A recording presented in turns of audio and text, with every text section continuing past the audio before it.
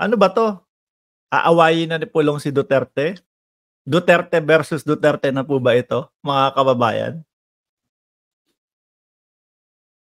Duterte versus Duterte. Ayan. Representative Paulo Duterte. Sixth, eto sino magsasabing fake news ito? Ayan na mismo, sa balita natin kinuha. Okay? Congressman Paulo Duterte, Pulong Duterte. With tato sa likod yata na ayaw ipakita. Ilalabas na lang yung tato, igaganon na lang yung likod. Kung wala, wala, 'di ba?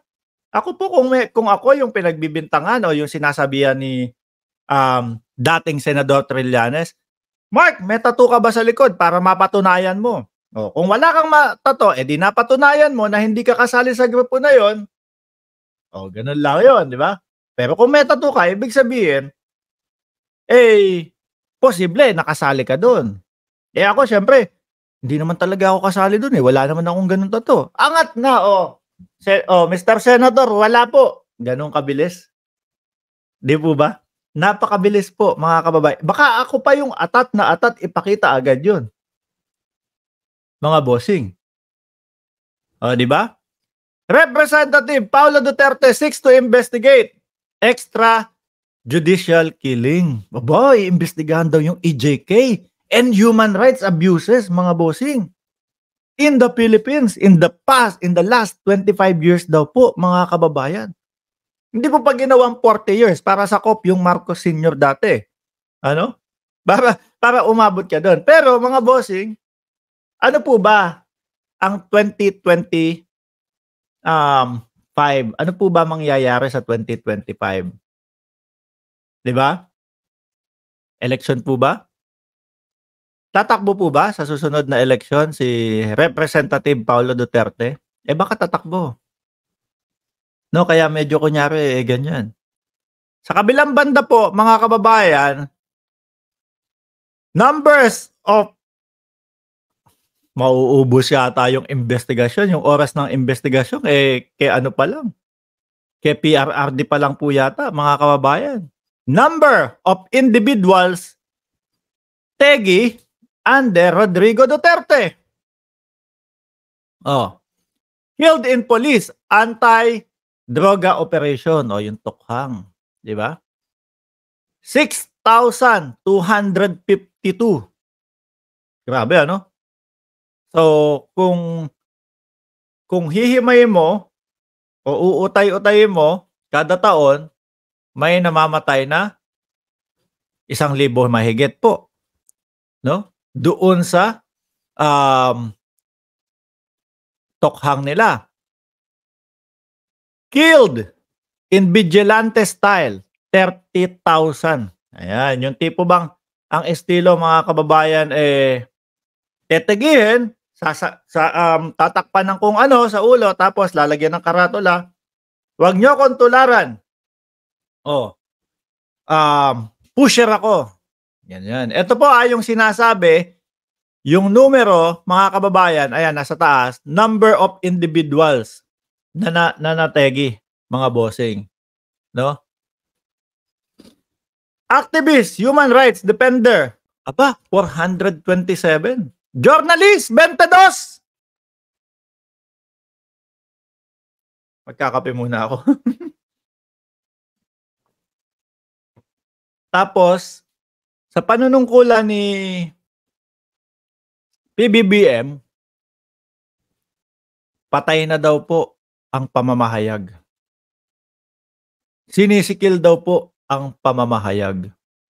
No, hindi ko sinasabing mga kababayan, no, na si PRRD ang nagpategi sa lahat ng ito. Pero ito po yung panahon na nanunungkulan si PRRD na talagang mukhang dumanak ang dugo. Journalist, 22. Lawyers, 61. Ayan. Mukhang congressman, mukhang kay tatay pa lang po ubos na po yung oras ninyo. Ano? Pero dapat rektahan na. Wag na muna yung 25 years. Ito muna. Specific, ito yata yung pinakamadami, 'di ba, mga kababayan? Dito tayo. sa madaming nategi. Rektahin na muna, mas fresh pa. Kasi kapag ka ito, mga kababayan, tumagal pa ng tumagal. Eh mga bossing, ang mangyayari dyan, makakalimutan na, magkakaroon na ng mga amnesia yung mga sangkot. No? Pag mga tinanong, wala na. Hindi na po namin maitandaan magiging mga Morales na din po iyan. Ito, fresh na fresh. Nangyari, within 8 years lang. Di ba? So, pasok. Madaling imbestigahan, madaling ipaliwanag lahat, mga bossing. Ayan. So, paano yun? Uunahin po natin si tatay. Mukhang si tatay po, sir, ang talagang inuuna dyan sa Kongreso. Di po ba, mga kababayan? Shout out!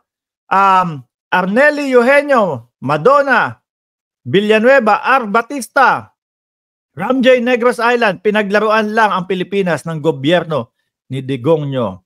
Jamela Roby, Pulong Duterte, nasa na yung 51 billion, malapit ka na rin. Sabi ni Angela Hero na birthday nung isang araw, happy birthday sa'yo, Lods. Takot yan, si Baste. Oh. Sino pa ba? Imelda Bale Okya. Tama po ba? Bale Okya. Oh, wala na. Joshua Estrada. Tatakbo daw si Morales sa Senado, Boss Mark, at si Picoy. Si Picoy din, nakikipag-usap pa po tayo kay Picoy, mga kababayan, Ang investigahan, ito daw, Congressman Duterte, ang investigahan daw po yung 51 billion. Okay.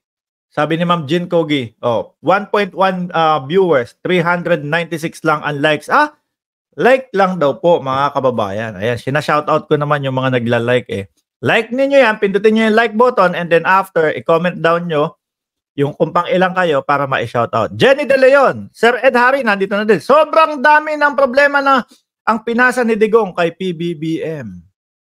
Ayan. Boss Pulong, paano ba gagawin natin dito? Sabi ng mga tao, kumbaga, gusto mo lang daw patagalin. No?